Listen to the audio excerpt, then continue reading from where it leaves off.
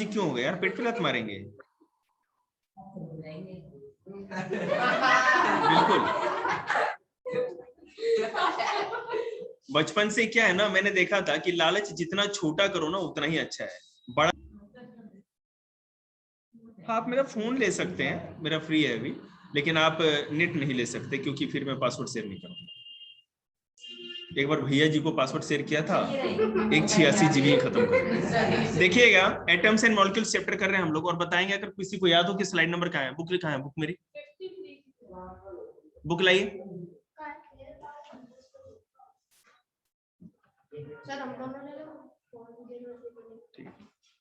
इसमें देखना मानसू, तुम्हें पता होगा।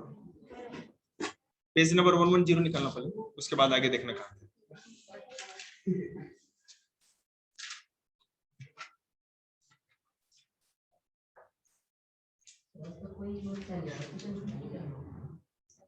क्या बेटा? लॉ ऑफ कांस्टेंट प्रोपोर्शन भी बता दिया था मैंने आप लोगों को। हम इस पे हैं पेज नंबर 121 पे। ठीक है बेटा। Atomic mass. इधर आ जाओ ना, तुम देख लेना, फिर वहां क्यों बैठे। अब मुंह बंद कर लीजिए बेटा। कौन सी स्लाइड है सर? बता रहे सर आप मेरे क्वेश्चन सॉल्व कर दो, मुझे कुछ समझ नहीं आया। ठीक। अब हमारा ये क्लास चल रही है आपका।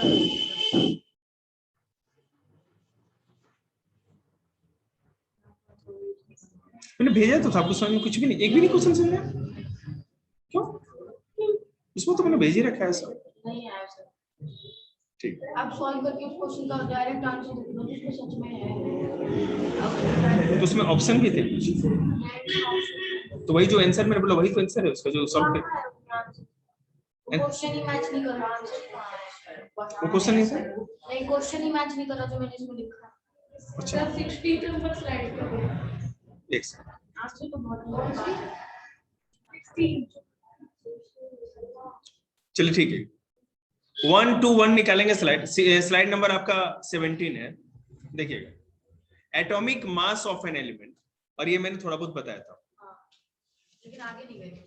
देखिएगा, actual masses of the atoms of the elements are very very small. जो बताया था कि जो किसी भी एटम का जो मास होता है, एक्चुअल मास, वो बहुत ज्यादा कम होता है। अब आप खुद सोचो कि अगर हाइड्रोजन का हम एग्जांपल लेते हैं तो hydrogen has a mass of 1.673 into 10⁻24। समझ रहे हैं? तो मतलब कि 0.240 उसके बाद 1673, इतना कम मास आप इसको मेजर कैसे करेंगे? बहुत ही, और इस तरह का कैलकुलेशन करें तो ये बहुत ज्यादा लेंथी काम हो जाएगा। तो इसके लिए क्या किया गया कि एक कार्बन को लिया गया। कार्बन एक एलिमेंट है, carbon 12 atom is that atom of carbon which has 6 proton and 6 neutron in its nucleus, so that this mass number is 12.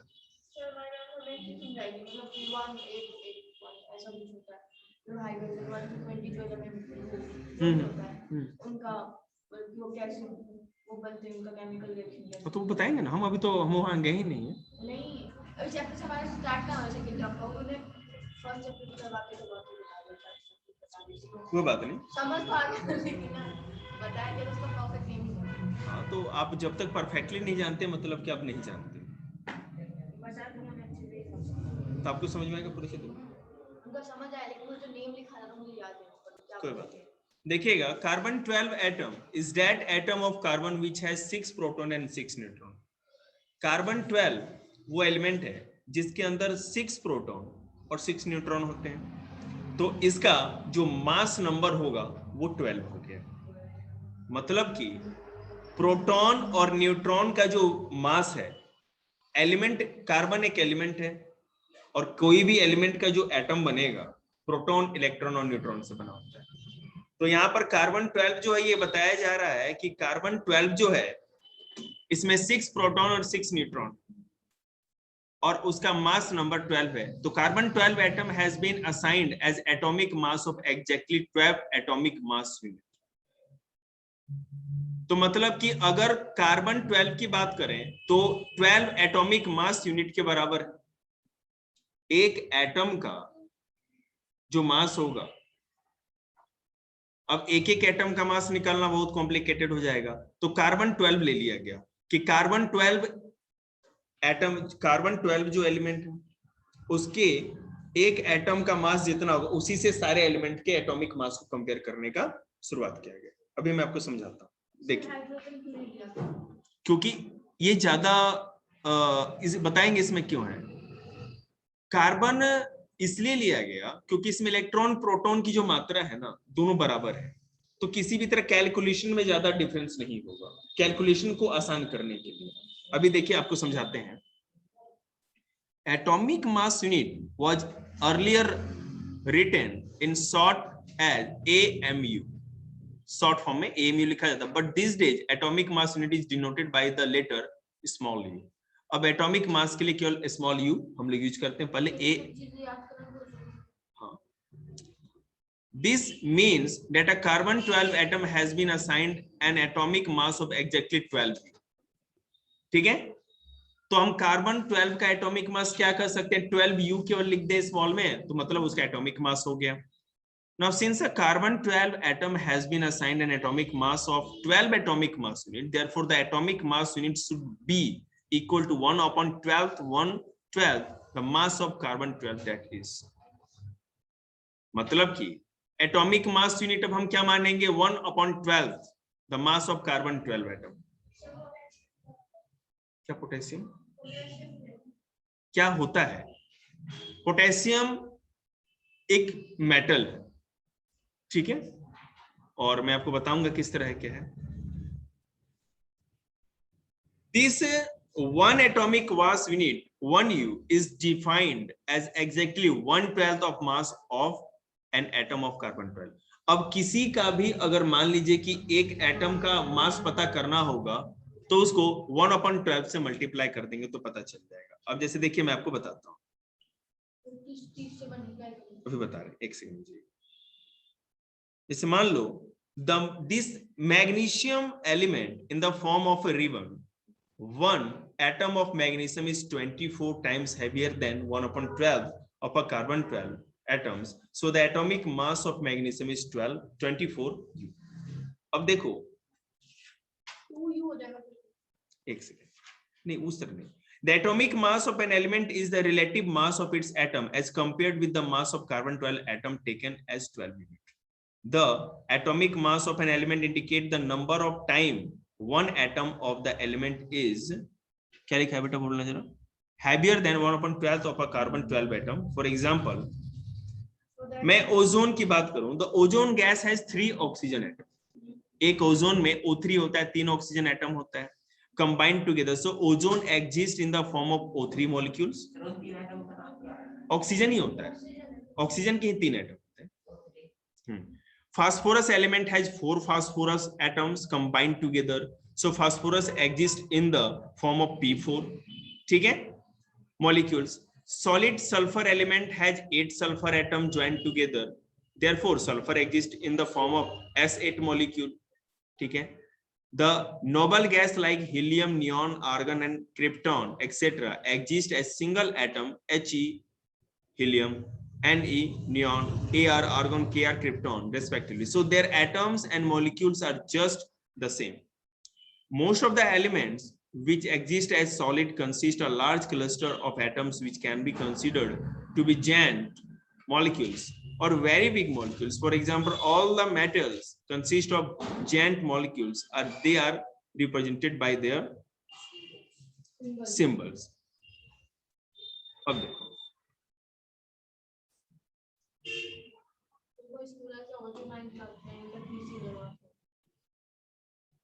है सर क्या क्या नाम है बेटे, किस स्कूल में पढ़ती थी मानसी पहले? तू मानसी गई क्या? गई MS मॉडल जो कराला के स्कूल है ना, लखबीर सिंह 10th 9th में लगा। ये पहले आपका जो ये स्कूल है ना, क्या कहते हैं तुम्हारा स्कूल, लखबीर सिंह लगवाते थे ना पहले, अब नहीं लगवाते। 8 में भी हो, देखिएगा।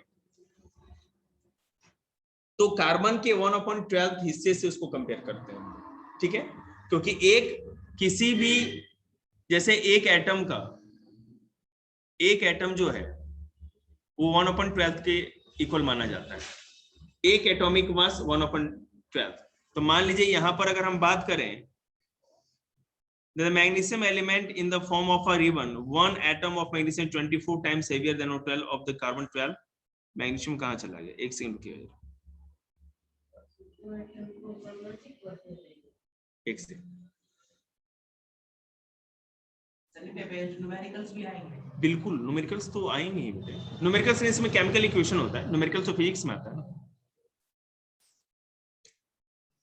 लेकिन केमिकल इक्वेशन ज्यादा आसान होता है, बहुत आसान, केमिस्ट्री सबसे आसान होता है, जल्दी आ गया था फिजिक्स से ज्यादा। बहुत जल्दी समझ में आएगा, फिजिक्स में थोड़ा टाइम लगेगा आपको। फिजिक्स में आपको ना एजम्प्ट करना पड़ता है, मतलब खुद से एजम्पशन करना पड़ेगा, मूल्यांकन करना है ना, सेल्फ स्टडी नहीं, मतलब अनुमान लगाना पड़ेगा, मतलब सारे रूल्स को फिट करके देखना पड़ेगा कौन सा रूल अप्लाई हो रहा है, इस पे लॉ अप्लाई हो रहा है, ठीक है ना। लेकिन केमिस्ट्री में कुछ नहीं, जो केमिकल इक्वेशन सामने देखा उसी के हिसाब से। बायो तो कुछ ही नहीं, रट्टू चित्तोते वाला काम। देखिएगा, the number of atom present in one molecule of an element is called its atomicity। एक मॉलिक्यूल में, किसी भी एलिमेंट के एक मॉलिक्यूल में जितने भी एटम होते हैं उसको उसकी एटोमिसिटी कहते हैं।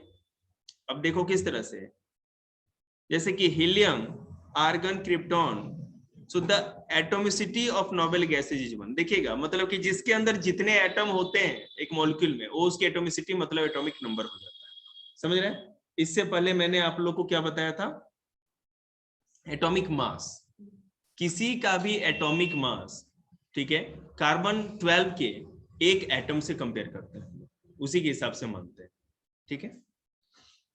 अब देखो, अब जैसे हाइड्रोजन जो है, इसके नीचे H2, नाइट्रोजन के नीचे N2, ऑक्सीजन के नीचे O2, क्लोरीन के नीचे Cl2, ब्रोमीन के नीचे Br2, आयोडीन के नीचे I2, इस तरह से लिखा जाता है। All have 2 atoms each in their molecule. H2 मतलब हाइड्रोजन का एक मॉलिक्यूल 2 एटम से मिलकर बनता है, ठीक है। O2 ऑक्सीजन जो होता है उसका एक मॉलिक्यूल, ऑक्सीजन का एक एटम नहीं, ऑक्सीजन का जो एक मॉलिक्यूल होगा 2 एटम से मिलकर बना होता है, समझ रहे, वो उसकी एटोमिसिटी है। जैसे H2O, 2 हाइड्रोजन, 1 SO2 पता है क्या होता है, SO2 एक सल्फर डाइऑक्साइड। देखिए सल्फर का एक होगा, ऑक्सीजन जी, ऑक्सीजन का 2 हो गया, तो ठीक है।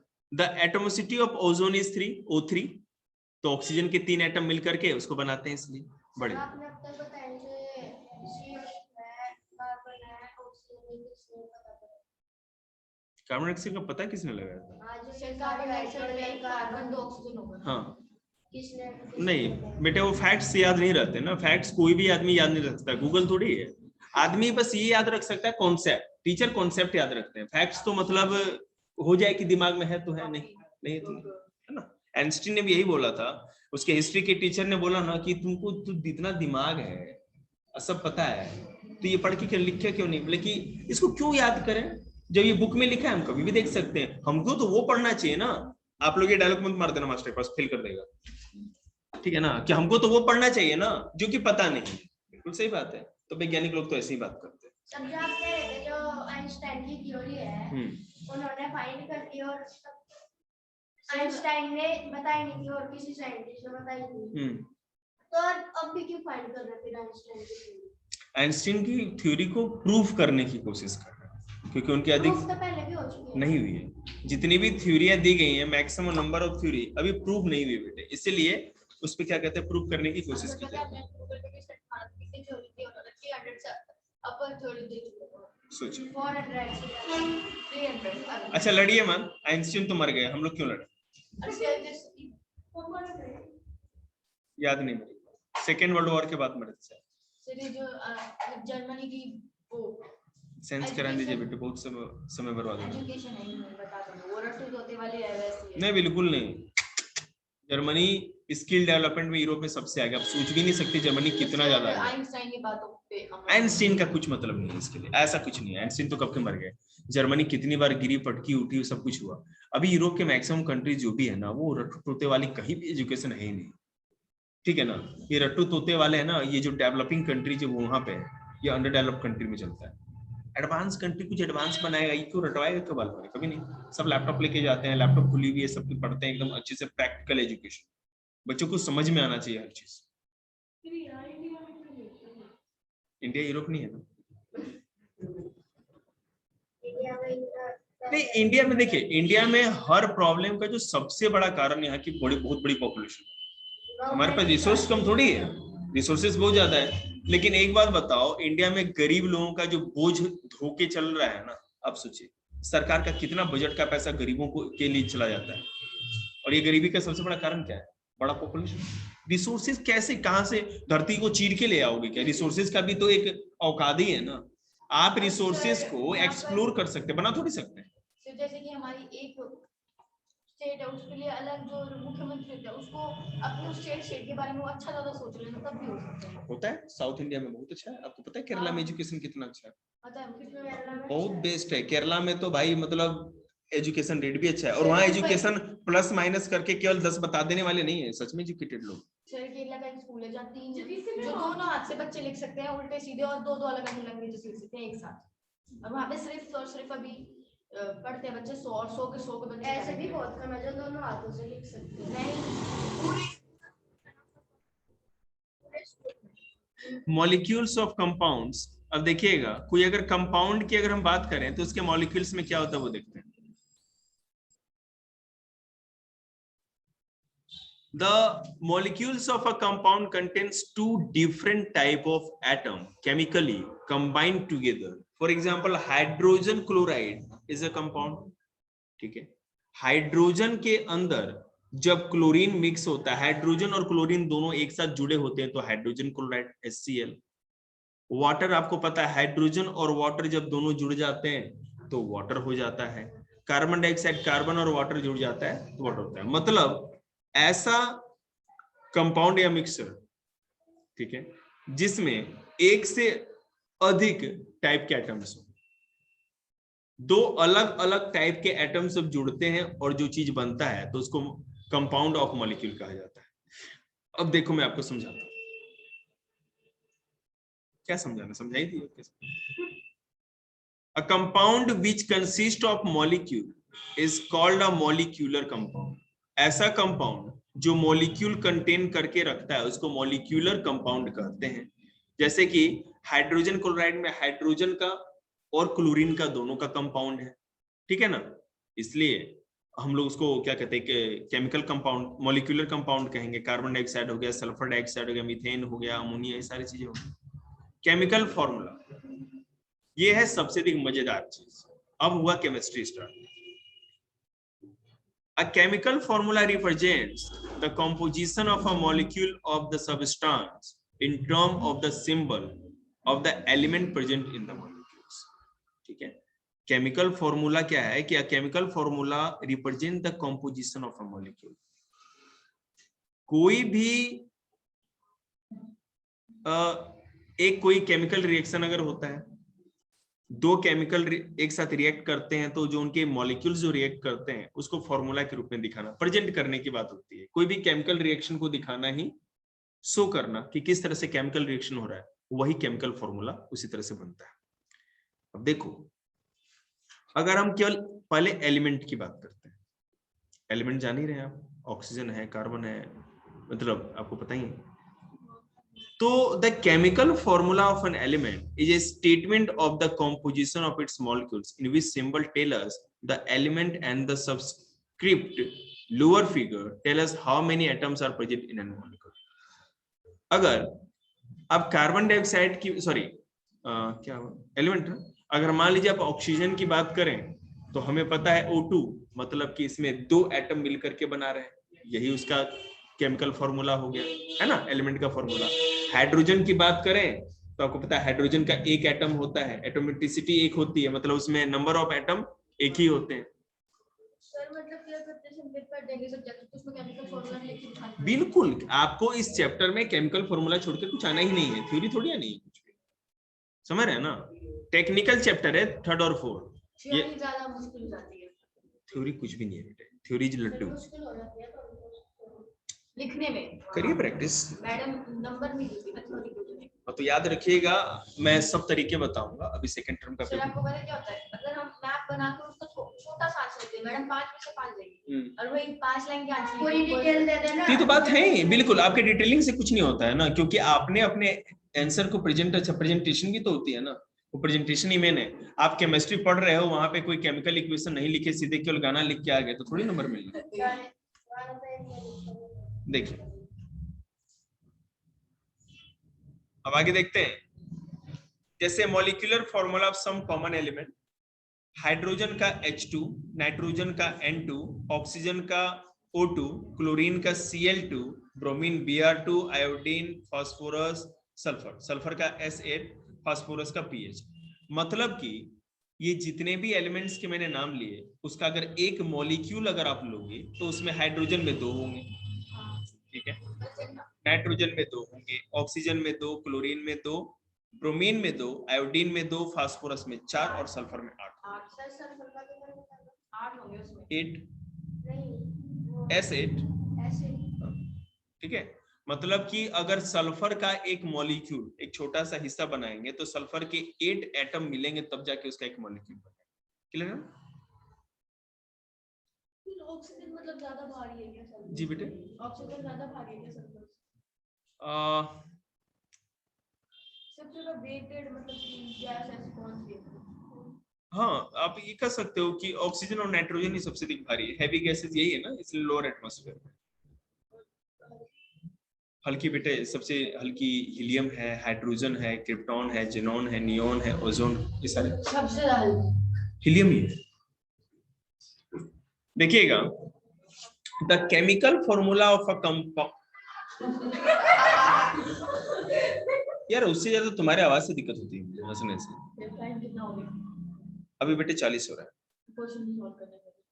तो वो बस वही चीज मैं लिख के समझा दूंगा आपको, करना क्या है उसमें। The chemical formula of a compound is a statement of its composition in which the chemical symbol tells us which element are present and the subscription lower figure tells us how many atoms of each element are present in a molecule of the compound. अगर किसी compound का formula आप लिख रहे हैं, ठीक है, जैसे कि H2O वाटर की बात करें, तो इस फॉर्मूला से हमें पता चल जाता है सबसे पहले कि ये किन 2 मॉलिक्यूल से मिलके बना है, किन 2 एलिमेंट से मिलके बना है। अब H2O तो बेटा इसमें हाइड्रोजन और ऑक्सीजन दोनों दिख गया। उसके बाद हम ये पता लगाएंगे कि जो 2 एलिमेंट से मिलके बना है उनके मॉलिक्यूल्स में नंबर ऑफ एटम कितने हैं। तो H2O मतलब हाइड्रोजन का 2 एटम से एक मॉलिक्यूल बना और ऑक्सीजन का 1 से बन गया। बात समझ रहे हैं? देखिए, अब कुछ केमिकल या सॉरी मॉलिक्यूलर कंपाउंड है, और मॉलिक्यूलर कंपाउंड इसको इसलिए कहेंगे क्योंकि ये 2 एलिमेंट के मॉलिक्यूल के जुड़ने से ये कंपाउंड होता है। हाँ, ठीक है, देखते हैं। मतलब मोर देन 2 तो होगा ही ना।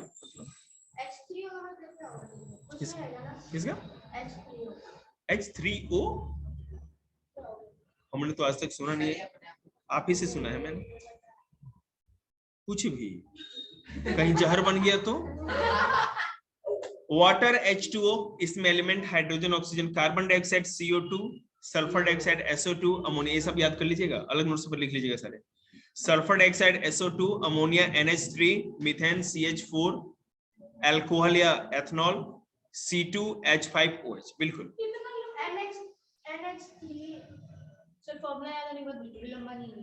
हाँ, मैं बताता हूँ। C2H5 मतलब C2 मतलब कार्बन का 2, हाइड्रोजन का 5, ऑक्सीजन का, और ये OH जो है ना, एक ऑक्सीजन और हाइड्रोजन फिर वहां पे जुड़ रहा है अलग से। जी तो ऑक्सीजन एक हाइड्रोजन, हाँ, टोटल हो गए केमिकल इक्वेशन बैलेंस करना 10th क्लास में जिस जाएंगे ना, तो फर्स्ट चैप्टर में ही पूरा करना है, बहुत मजेदार है। मैडम ने कहा था हमें इस क्लास में नहीं पढ़ा तो आगे कुछ नहीं पढ़ना। ये बात तो है, आगे जाके तो मजबूरी है, जो सिलेबस वही पढ़ना था कि नंबर लेके आए। हाइड्रोजन क्लोराइड, इसीलिए तो आपको इसे इक्वेशन से करा रहे हैं, HCl हाइड्रोजन और chlorine, carbon tetrachloride CCl4 carbon और chlorine, hydrogen sulphide hydrogen sulphide actually जहर होता है, H2S हाइड्रोजन और sulphide sorry, carbon disulphide carbon और सल्फर। चलिए केमिकल है बेटे तो सबको तो बताना है ना। देखिएगा मॉलिक्यूलर मास, हमने अभी इससे पहले कौन सा मास पढ़ा था? एटॉमिक मास, कि एक किसी भी एलिमेंट के एक एटम का मास कितना हो, ठीक है। अब ये अगर किसी भी एलिमेंट का एक मॉलिक्यूल ले लें तो उस मॉलिक्यूल का मास कैसे निकालेंगे और कितना होगा? देखिएगा, the molecular mass of a substance is a relative mass of its molecules as compared with the mass of a carbon 12 atoms taken as 12 unit. Simple भाई, हमने वहां पे कार्बन 12 के एक एटम का जितना मास था उसको किसी भी एलिमेंट के एक एटम के मास से कंपेयर कर दिया, और यहाँ पे कार्बन 12 के एक मॉलिक्यूल का जितना मास है उसी को हम दूसरे से कंपेयर कर देंगे। अब ये देखिए कैसे,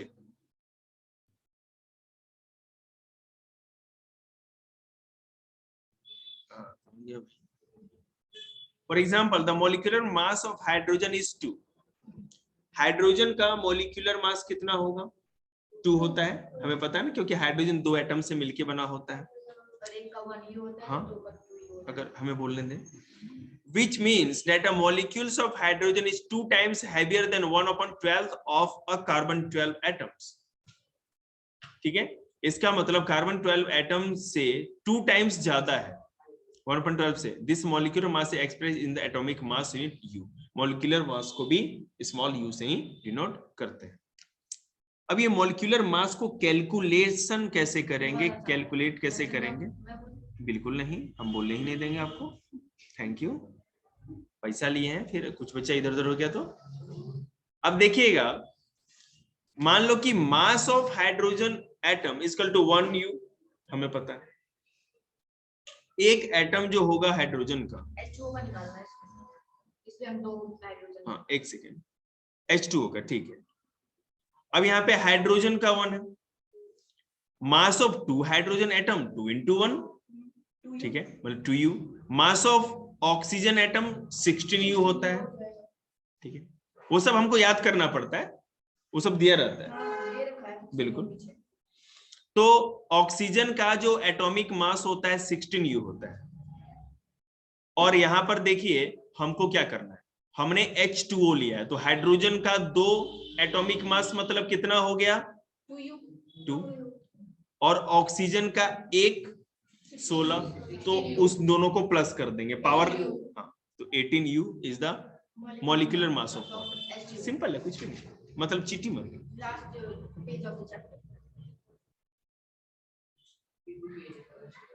हाँ, तो अभी ये एक कॉन्सेप्ट क्लियर हुआ है, देखिए।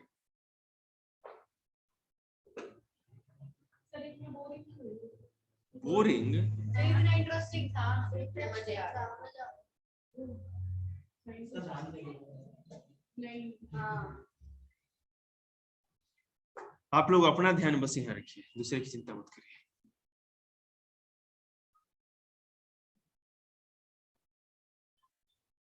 अब देखो, आयंस के बारे में आप लोगों ने सुना होगा। आयंस, जैसे आपको पता है ना कि कैथोड और दूसरा क्या होता है, एनोड, पता है आप लोग को।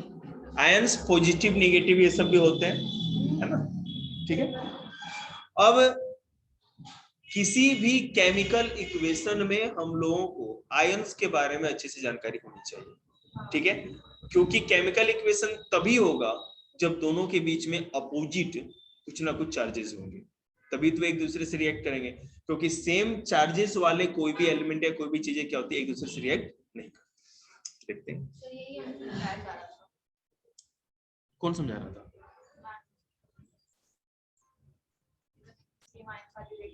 देने वाला प्लस पॉजिटिव में जाता है और जो लेता है वो नेगेटिव जाता है, शेयरिंग भी होता है और मतलब कि गिविंग और टेकिंग। हम देसी स्टाइल में समझाएंगे आप लोगों को। देखिएगा, an ion is a positively or negatively charged atoms.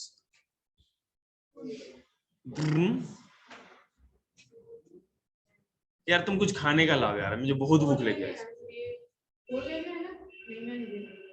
किस लिए? आएगी 15 मिनट में, जा रही है, जाओ।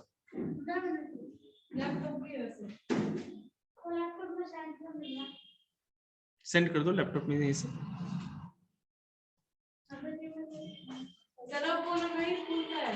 कोई बात नहीं, बच्चा है। An ion is a positively charged, positive negative charged atoms or a group of atom.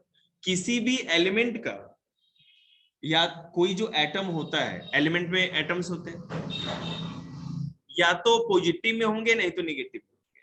तो किसी भी एटम एलिमेंट के अंदर के पॉजिटिव या नेगेटिव चार्ज वाले जो एटम्स होते हैं वो आयंस होते हैं, उसी को आयन कहते हैं। जैसे देखो, सोडियम जो होता है Na, उसका केमिकल नेम पता है आपको, उसके ऊपर प्लस का साइन होता है।